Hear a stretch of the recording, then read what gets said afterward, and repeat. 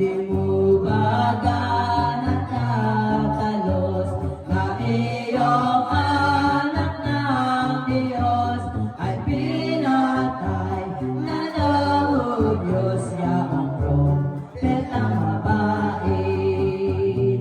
Laki sa bayang Nazaret, ito kasi yung piniit, usang binigyan ng sakit na hudyong malulupit. Nang siya'y nabubuhay, ipinakong matibay, kahimat siya'y mamatay, magmuli ring mabubuhay.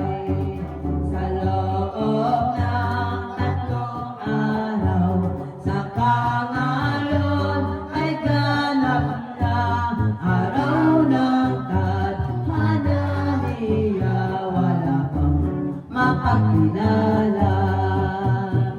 Sa pangako niyang una, kaya kami nagtataka, ang dugo ni Jesucristo o mga tao.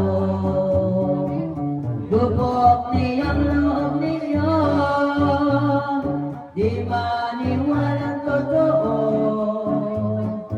Sa mga propeta santo, kung kahimalay na wala, ang langit sa lupa, ngunit hindi masisira at hindi magkakaroon